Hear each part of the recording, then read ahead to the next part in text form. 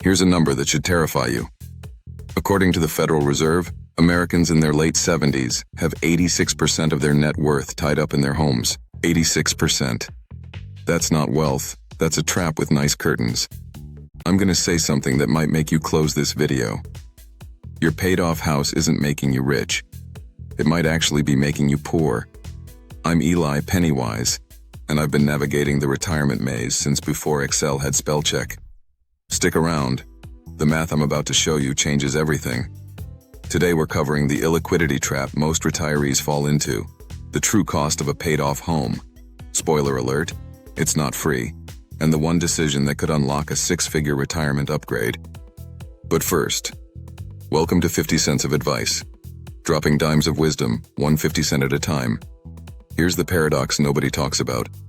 According to the U.S. Chamber of Commerce, 27.4% of American homeowners, more than 1 in 4, are house-rich, cash-poor. They own valuable homes but can't pay their electric bill. Harvard's Joint Center for Housing Studies found that 70% of America's lowest-income seniors are homeowners. They own their homes outright, but only 6% of them own any stocks.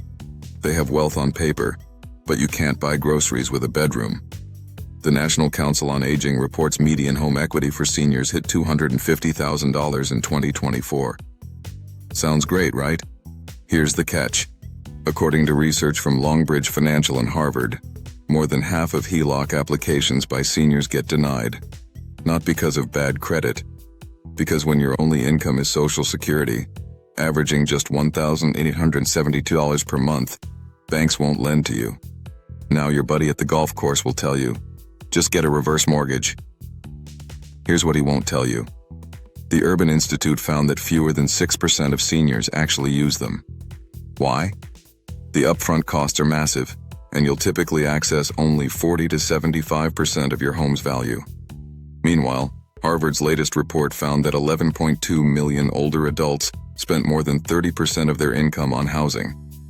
For 5.6 million of them, housing costs exceeded 50% of income. Your biggest asset is sitting there, appreciating on paper, providing zero cash flow. But my house is paid off. I hear this all the time. Let me show you what paid off actually costs.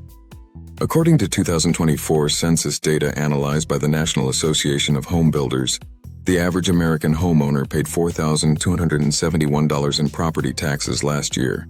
New Jersey, $9,767. New York, $7,573. The Consumer Federation of America found that homeowners insurance jumped 24% in just 3 years, from $2,655 to $3,303 annually. And if you're in Florida or California, good luck even finding coverage. Here's where it gets expensive. Fannie Mae recommends spending 1 to 4% of your home's value each year on maintenance. On a $400,000 house, that's $4,000 to $16,000 annually. But for older homes?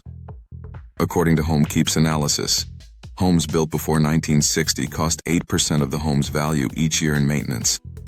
That's 4 times what advisors recommend. And get this, the average homeowner has $5,600 in deferred repairs, according to a 2025 HomeKeep study.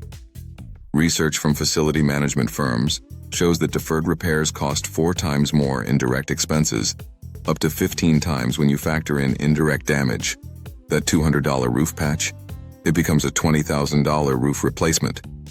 Let me add this up for a median $400,000 home with no mortgage. Property taxes, $3,560 to $8,920. Insurance, $2,800 to $4,500.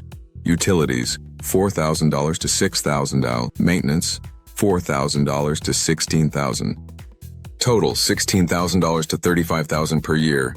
That's $1,300 to $3,000 every month just to keep the lights on. But here's the killer nobody mentions: opportunity cost. The S&P 500 has averaged 10% returns since 1928, according to NYU Stern. Even adjusting for inflation, that's roughly 7% real returns. If you have $300,000 in home equity just sitting in your walls, you're missing out on $21,000 to $30,000 per year in market gains. Over 10 years at 7%, that's roughly $290,000 in potential growth you never saw. When you combine direct expenses with opportunity cost, that $400,000 paid-off home actually costs $44,000 to $68,000 per year. That's not wealth.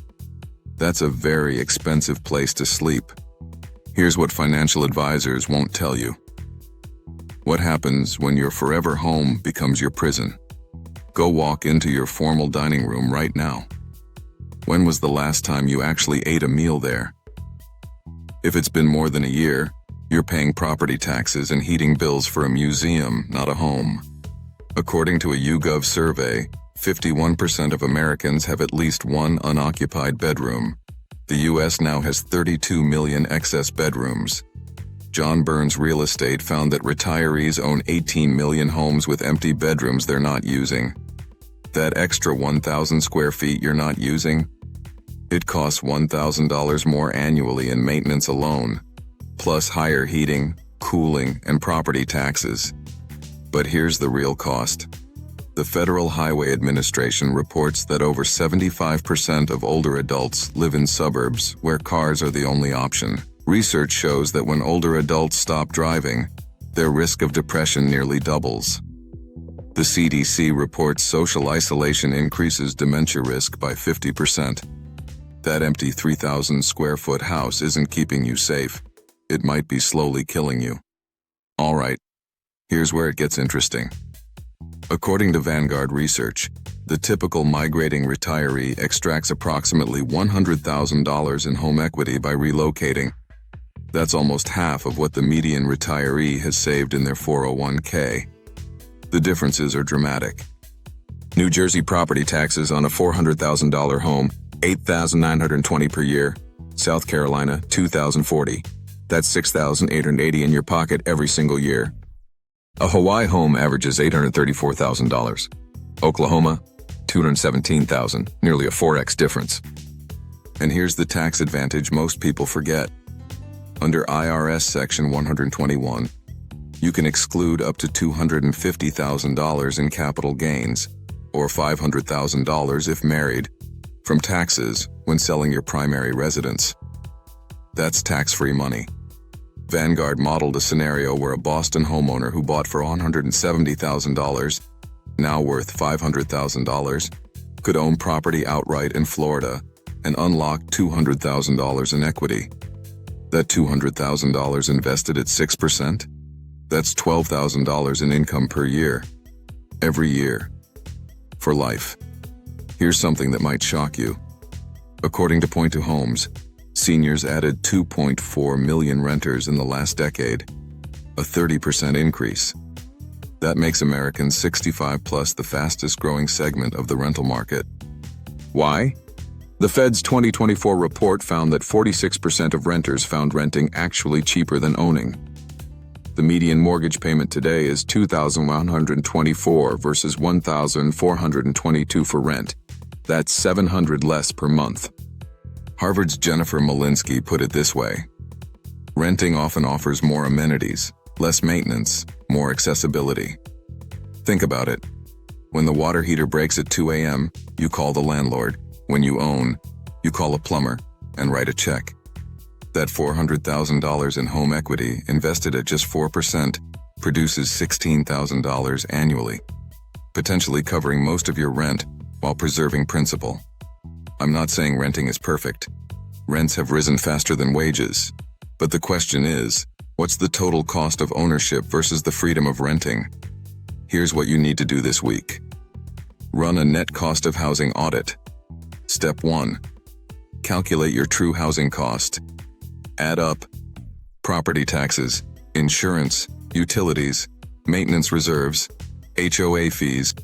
Then add opportunity cost, your home equity times 6 to 7%. That's what your free house actually costs. Step 2. Model the alternatives. Use the New York Times rent versus buy calculator. Moody's chief economist who helped design it said in 2024, in the majority of circumstances, renting likely makes more economic sense than buying. Step 3. Assess your liquidity. What percentage of your net worth is locked in your home? If most of your retirement is trapped in your walls, you have a liquidity problem. Look, I'm not telling you to sell your house tomorrow. What I am telling you is this. An asset puts money in your pocket. A liability takes money out. Your house, even if it's paid off, still costs money every single month.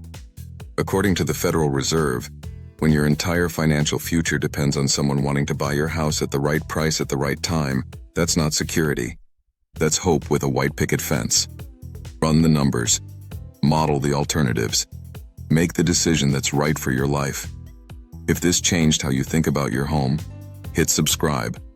I post new retirement strategies every week. And I've got a follow-up video. Is your house a retirement goldmine or a trap? Links in the description. I'm Eli Pennywise, and that's your 50 cents of advice. Keep the change.